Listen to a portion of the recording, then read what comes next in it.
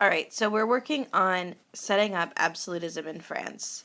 It's one of the main ways to respond to crisis as a way to seek stability. We saw it start under Henry IV last time, and what we saw was an increase in the ruler's total power.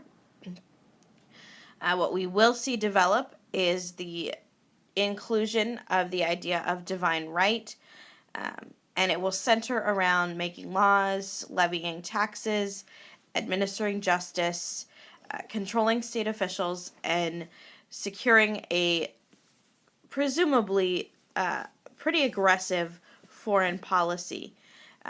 Our key example will be Louis XIV, but in order to understand him, we're going to back up and look at Louis XIII a little bit too. And the spread of French culture and power that develops with them. Both will come to power at a young age. Both will have very powerful regents and ministers, and then both will themselves become absolute rulers. Okay, so starting with Louis XIII. As noted last time, Henry IV is assassinated, which leads to the ascension of his son. It's noteworthy that his mother, Marie de' Medici, was only crowned queen, officially and formally, literally the day before the assassination of her husband. If that had not happened, there would have been the selection of a different regent. Through most of Louis's reign, he will largely continue those policies we discussed last time with regard to politics and economics that Henry IV started. So with this, I mean the ascension of new nobles from the commoner class to serve as ministers called intendants. He will also continue the public works, those taxes we discussed, the gabelle, the salt tax, and the corvée, the labor tax.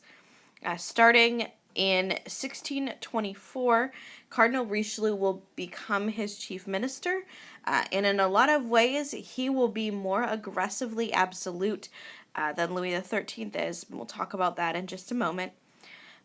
The other big key piece for Louis XIII's reign is his renunciation of the protection of Huguenots that his father put in place. So he will begin to undo the Edict of Nantes with what is known as the Peace. Notice that I put loose quotes around that. Peace of Alais in 1629. This strips the ability to fortify cities, takes away the political rights. It does, at least formally and officially, grant amnesty and toleration, but again, not solidly, and it's hard to call the rest of what happens truly toleration. It is worth noting this does not formally undo the Edict of Nantes. That will happen later under his son, Louis XIV. If you look at the top of this slide, you will notice that I put a little tiny number in parentheses after 1610, the year that Louis officially becomes king with the death of his father. In 1617, so after just 7 years, he asserts royal authority over his mother, removing her as regent. He disagreed with a lot of her policies, and she will actually be exiled from court for a short while. So as noted earlier, it's really Cardinal Richelieu who develops absolutism.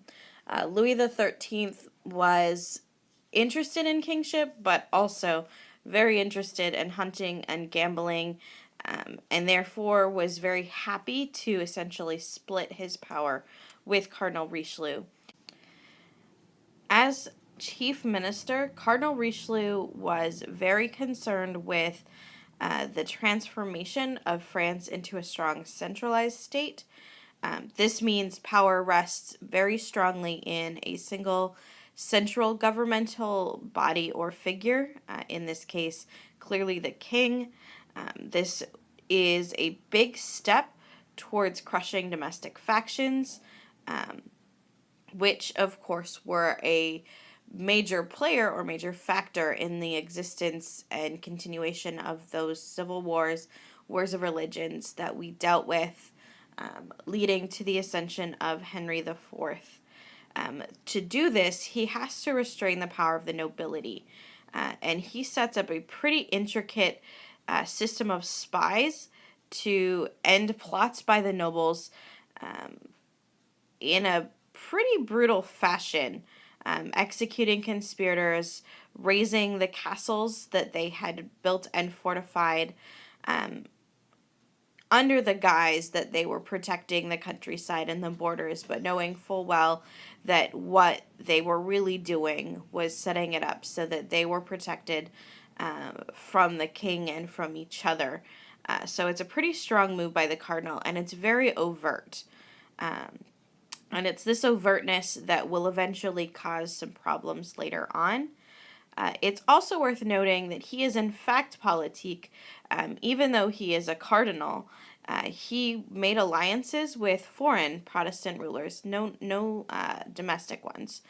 He did lead the suppression of the Huguenots in France, but he had absolutely no qualms making alliances with foreign rulers regardless of their own religion. And that's really noteworthy in terms of politics at this point in time. Most of the Catholic rulers were very much anti any Protestant nation, so he does stand out historically for this reason. Marie de' Medici deserves some acknowledgement in her own right. She ruled as regent fairly successfully for 7 years, although when Louis asserts his right to rule, he does so because he disagrees with her policies, which I find to be a very interesting fact, both on the part of Louis XIII for differing so much from his mother, and for Marie de' Medici for feeling confident enough as the ruler to act in opposition to the course set by her husband when he was king. She undid some of his policies, changed some foreign relations. When Louis asserts his authority, he exiles her temporarily, during which time she ends up involved in an aristocratic revolt just 2 years later, led mostly by her son, Gaston, the Duc d'Orléans. He is the heir presumptive to the throne. There was a brother, Henry, between Louis and Gaston, but he passes away. And so Gaston will serve as the heir presumptive until 1638, when Louis XIII's son, Louis, who we know becomes Louis XIV, is born. Returning to the aristocratic revolt in 1619, obviously it fails, results in the exile of both the Duc d'Orléans and Marie de' Medici and all of the aristocrats who were a part of it. This exile only lasts for a couple years, and then through sort of ironically the help of Cardinal Richelieu, Marie de' Medici is reconciled with the king, the Duc d'Orléans, as well. I say ironically for two reasons. Richelieu had gained entrance to influence in the crown through Marie de' Medici, although in a minor position it is Louis who promotes him to the position of chief minister several years after gaining the throne himself. But also because in 1630, so 9 years later, Marie de' Medici will attempt basically a coup against Richelieu to try and get him dismissed. For one day, what is known as the Day of Dupes, it looks like she has succeeded and Richelieu will be removed from power. But in the end, Richelieu stays in position with the king, and Marie de' Medici and her son, Gaston, the Duc d'Orléans, are exiled yet again. At age 41, Louis XIII will die. Complications of tuberculosis, some intestinal issues, and of course the constant bleeding and other questionable remedies carried out by his physicians. This is 33 years to the day from his father's assassination. With the death of Louis XIII, his son, Louis XIV, a 5-year-old, is now king. This means his mother, Anne of Austria, will be regent, and with her, chief minister, Cardinal Mazarin. Remember, last time I discussed some of his reasons for being referred to as Richelieu's shadow. He will carry out a lot of the same policies, but will do so with decidedly more tact, acting much from the shadows. I'll explain why this is necessary when we switch to the next slide. It's worth noting that this balance of power with Anne of Austria and Cardinal Mazarin will last for much longer than a normal regency, until the death of Mazarin, when Louis then finally asserts his sole authority at age 23.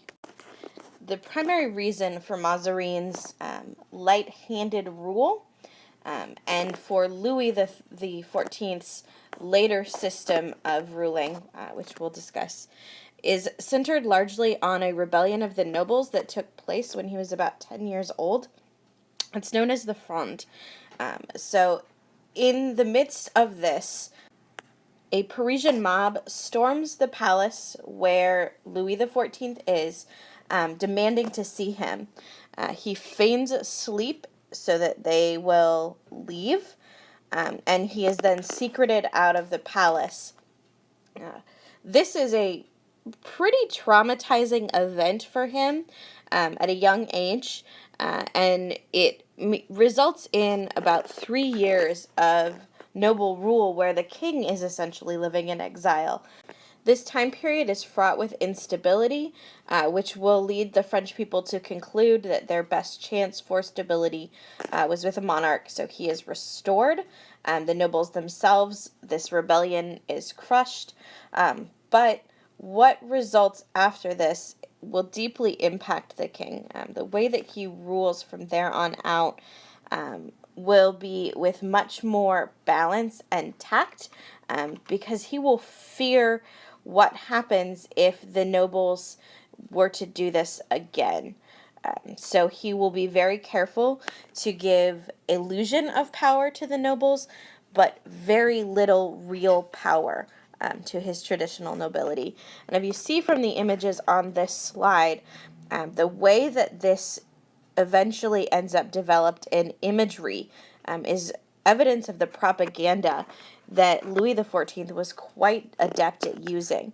The top picture is him as he was at this time, a young king, in his coronation robes. Not very imposing figure, but you'll see the two other pictures show him much more imposing. Still acknowledging that he was very young, but showing him with much more power, and in fact in the bronze cast statue standing on top of a prostrate noble as a conquering, almost mythological hero. As king, it was very important for Louis XIV to become the sole ruler of France, and he does succeed in this pretty handedly through his reign. He wanted everyone to report directly for him, for orders, and for approval of orders that they were sending out.